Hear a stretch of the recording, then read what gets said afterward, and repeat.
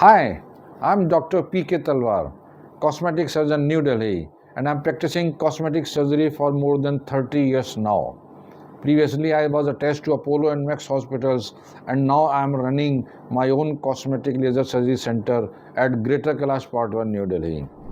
हमारे पास एक लेडी का मैसेज आया है। वो ये जानना चाहती है कि उनको प्रेगनेंसी के बाद अब वो अपना वेट रिड्यूस करना चाहती हैं, तो उसके लिए उनको क्या क्या करना चाहिए और हम उनको क्या एडवाइस कर सकते हैं जिससे कि उनका वेट रिड्यूस हो। तो देखिए, ऐसा है कि जब वो वेट रिड्यूस की बात कर रही है तो नेचुरली उनको एक्स्ट्रा फैट जमा है बॉडी में और उसको वो कम कराना चाहती हैं।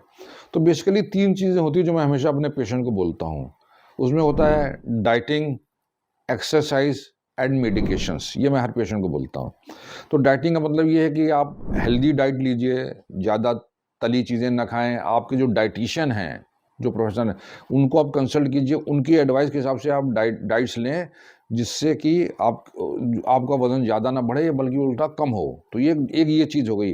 दूसरा एक्सरसाइज इज़ वेरी इंपॉर्टेंट। आप जितनी एक्सरसाइज करेंगी तो आपकी कैलोरीज भी कम होंगी, आपका फैट कम होगी, प्लस आपकी मसल टोनिंग भी होगी। अगर आप जिम वगैरह जाती हैं, आपकी मसल टोनिंग भी होगी।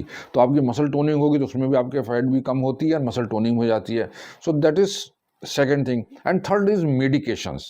मेडिकेशन मतलब है कि प्रेगनेंसी के बाद आपको देखिए कुछ हार्मोनल चेंजेस तो होते हैं और उसके बाद आप अपने गायनेकोलॉजिस्ट को मिलिए या एंडोक्राइनोलॉजिस्ट को मिलिए और फाइंड आउट कि भाई आपको जो हार्मोनल चेंजेस अब तो नहीं हैं, या आपको वो कोई ऐसी मेडिकेशन देना चाहें जिससे आपके हार्मोन्स अच्छा बैलेंस हो और then you can reduce your fat further. तो जो भी पेशेंट मेरे पास आता है, चाहे लड़का हो या लड़की हो, बिफोर प्रेगनेंसी, आफ्टर प्रेगनेंसी, ये 3 चीज़ें मैं सबको बोलता हूँ कि भाई आप डाइटिंग, एक्सरसाइज और मेडिकेशन देख लीजिए अपने फिजिशियन के पास। उसके बाद इन स्पाइट ऑफ दैट अगर आपकी फैट नहीं जा रही है then you should come for liposuction और टमी टक और एब्डोमिनोप्लास्टी। क्योंकि ये जो चीज़ें हैं, ये बेसिक चीज़ें हैं। इनको अब एग्जॉस्ट कर लिया आपने, इनको ट्राई कर लिया और उसके बाद जो भी रिमेनिंग फैट है that is resistant type. Skin है आपकी पूरी श्रिंक नहीं हुई है प्रेगनेंसी के बाद and you want to get rid of that, तो नेचुरली हम टमी टक एब्डोमिनोप्लास्टी कर सकते हैं।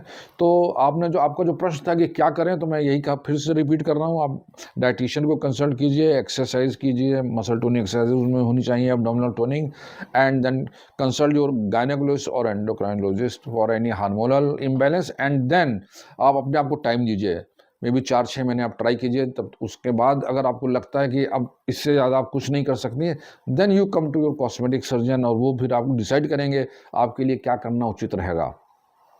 आपको लाइपोसक्शन किया जाए या एब्डोमिनोप्लास्टी की जाए, अकॉर्डिंगली ही will advise you for that.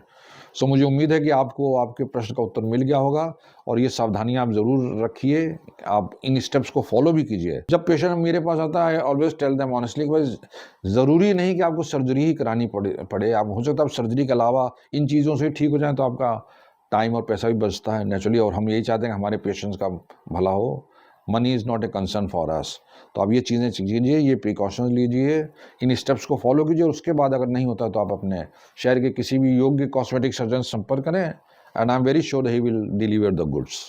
लेकिन इससे रिलेटेड अभी भी आपके मन में कोई प्रश्न है, कोई शंका है, तो आपका स्वागत है, आप हमारी टीम से संपर्क करें। हमेशा की तरह मैं बड़ी खुशी होगी आपके किसी भी प्रश्न का उत्तर देने में। और अगर आपको वीडियो पसंद आया तो कृपया से लाइक और सब्सक्राइब करना ना भूलें। Thank you very much.